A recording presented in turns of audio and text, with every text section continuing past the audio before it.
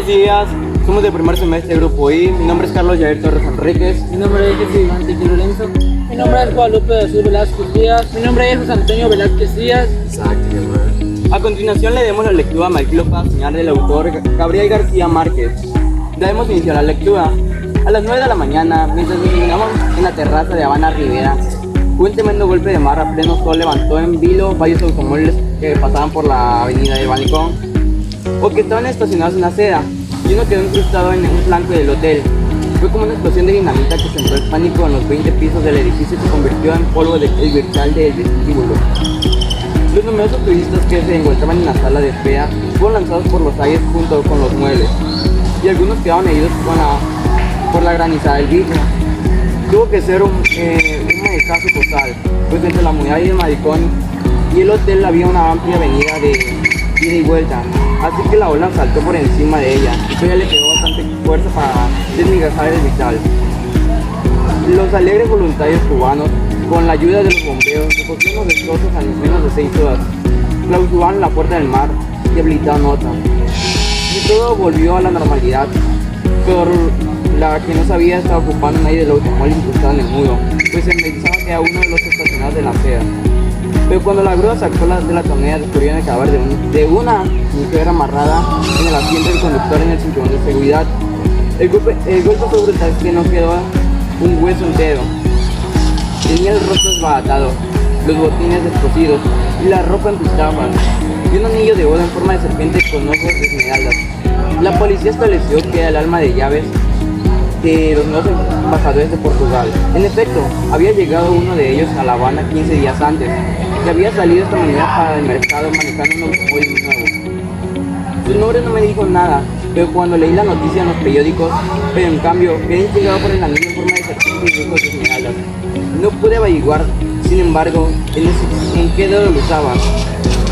Era un dato decisivo, porque temí que fuera una mujer inolvidable cuyo nombre verdadero nunca supe jamás. Buscaba una niña igual en el índice de hecho, lo cual era más insólito en aquel tiempo. La había conocido 34 años antes en Viena, comiendo salchichas con papas hervidas y bebiendo cerveza de barril en una taberna de estudiantes latinos. Ya había llegado de Roma esa mañana. Yo recuerdo mi impresión inmediata por su espléndida pechuga de soprano, sus languidas colas de zorros en el cuello del abrigo y aquel anillo egipcio en forma de serpiente. Me pareció que era la única austriaca en el largo mesón de madera. Por el castellano primario que hablaba sin respirar por una acento quinzaquera. Pero no, había nacido en Colombia y se había ido a Austria entre las dos guerras. Sí, niña, a estudiar música y canto. En aquel momento andaba por los 30 años, mal llevados, pues nunca debió ser bella y había empezado a envejecer antes de tiempo. Pero en cambio era un ser humano encantador y también uno de los más temibles. Viena era todavía una ciudad antigua imperial, cuya posición geográfica entre los dos mundos irreconciliables que dejó la Segunda Guerra había acabado de convertirla en un paraíso de mercado negro y viajable mundial. No hubiera podido imaginarme un ámbito más adecuado para aquella compatriota fugitiva que seguía comiendo en las tabernas estudiantiles de la esquina solo por fidelidad y su origen, pues tenía recursos de sobra para comprarla de contado con todos sus comensales mismos. Nunca dijo su verdadero nombre, pues siempre la conocían con el trabalengua germánico que inventaron los estudiantes latinos de Viena, Frau Frida. Apenas me había presentado cuando incurrí en la pertinencia feliz de preguntarle cómo había hecho para implantarse de tal modo en aquel mundo tan distante y distinto de su risco de viento y mundo. Y ella me contestó con un golpe, me alquilo para soñar. En realidad era su único oficio. Había sido la tercera de los 11 hijos del próspero tendero de Antiguo Caldas. Y desde que aprendió a hablar, instauró en las casas la buena costumbre de contar los años en alcohol, que es la hora en que se conservan más puras sus virtudes patrimoniales. A los 7 años soñó que uno de sus hermanos era arrastrado por un torrente. La madre, por pura superstición religiosa, le prohibió al niño lo que más le gustaba, que era bañarse en la quebrada. Pero Frau Frida tenía ya un tema propio de Batista, lo que es un sueño significa. No es que se vaya a ahogar, sino que no debe comer dulce. La sola interpretación parecía una infama cuando era para un niño de 5 años que no podía vivir sin sus conocidas dominicales. La madre, ya convencida de las virtudes adivinatorias de la hija, quiso respetar la advertencia con una mano dura, pero al primer descuido suyo de niño que se adelantó con una caneca de caramelo que se estaba comiendo a escondidas y no fue posible zafar. Frau Frida no había pensado en aquella facultad que pudiera hacer un oficio, hasta que la vida la agarró del cuello en los crudos inviernos de Viena. Entonces tocó para pedir empleo en la primera casa que le gustó para vivir, y cuando preguntaron qué sabía hacer, ella solo dijo la verdad: sueño. Le bastó con una breve explicación a la dueña de casa para ser aceptada, con un sueldo apenas suficiente para los gastos menudos, pero con un buen cuarto y las 3 comidas, sobre todo el desayuno, que era el momento en el que la familia se sentaba a conocer el destino inmediato de cada uno de sus miembros. El padre, que era dentista refinado, la madre, una mujer alegre, apasionada de la música, de cámaras románticas, y 2 niños de 11 y 9 años. Todos eran religiosos y por lo mismo propensos a la superstición arcaica. Recibieron cantos de Frau Frida con el único compromiso de descifrar el destino diario de la familia a través de los sueños. Le hizo bien en poquito tiempo, sobre todo en los años de la guerra, cuando la realidad fue más siniestra que las pesadillas. Solo ella podía seguir a la hora del desayuno lo que cada quien debía hacer aquel día y cómo debía hacerlo, hasta que sus pronósticos terminaron por ser la única autoridad en la casa. Su dominio sobre la familia fue absoluta, aunque su estilo más tenue era por orden suya. Por los días en que estuve en Viena, acababa de morir el dueño de la casa, y había tenido la elegancia de legarle a ella una parte de sus bienes, con única condición de que siguiera soñando para la familia hasta el fin de los sueños. Estuve en Viena más de un mes, compartiendo las estrechas de los estudiantes mientras esperaban un dinero que nunca llegó. Habitas y imprevistas generosas de Frau Frida eran la carbonera, eran entonces como fiestas en nuestro régimen de peruinas. Una de esas noches, en la euforia de la cerveza, me habló al oído con una convicción que no permitía ninguna pérdida de tiempo. He venido solo para decirte que anoche tuve un sueño contigo, me dijo. Debes irte enseguida y no volveré a Viena en los próximos 5 años. Su convicción era tan real que esa misma noche me embarcó en el último tren para Roma. Yo por mi parte quedé tan cuestionado que desde entonces me he considerado viviente de un desastre nunca conocí. Todavía no he vuelto a Viena. Antes del desastre de Habana había visto a Frau Frida en Barcelona de una manera tan inesperada y casual que me pareció misteriosa. Fue el día que Pablo Neruda pisó tierra española por primera vez desde la Guerra Civil. Es la escala de un lento viaje por mar hacia Valparaíso. Pasó con nosotros una mañana de casa mayor en la librería del viejo y un póster compró un libro antiguo, desafrenado y marchito, por el cual pagó por lo que había pagado lo que quisiera.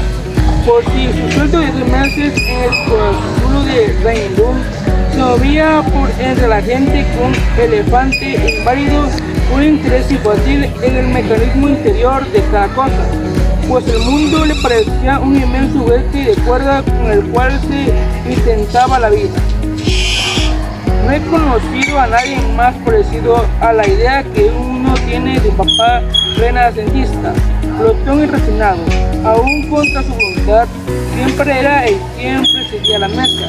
Matilde, su esposa, le ponía un barbero que parecía más de peluquería que de comedor, pero era la única manera de impedir que se bañara en salsa.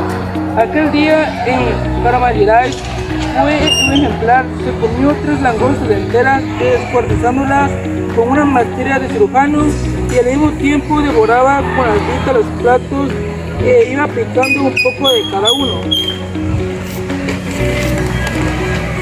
Un deleite que contagiaba las ganas de comer, las almejas de Galicia, los percebes de Cantabrico y las figas de Alicante las entrepaban de las cotas bravas. Mientras tanto, como los franceses, solo hablaba de otras exquisiteces de cocina, y en especial de los mariscos prehistóricos de Chile que llevaban en el corazón. De pronto dejó de comer, afinó sus antenas de bojavante y me dijo en voz muy baja: hablan detrás de mí que no deja de mirarme. Miré por encima de su hombro, y así era. A sus espaldas, 3 metros más allá, una mujer impávida con un anticuado sombrero de fieltro y una bufanda morada masticaba despacio con los ojos fijos en él. La reconocí en el acto. Estaba envejecida y gorda, pero era ella, con el anillo de serpiente en el índice. Viajaba desde Nopales en el mismo barco que los Neruda, pero no se habían visto a bordo. La invitamos a tomar el café en nuestra mesa y la induje a hablar de sus sueños para sorprender al poeta. Él no le hizo caso, pues planteó desde el principio que no creía en adivinaciones de sueños. Solo la poseía en clarividente, dijo.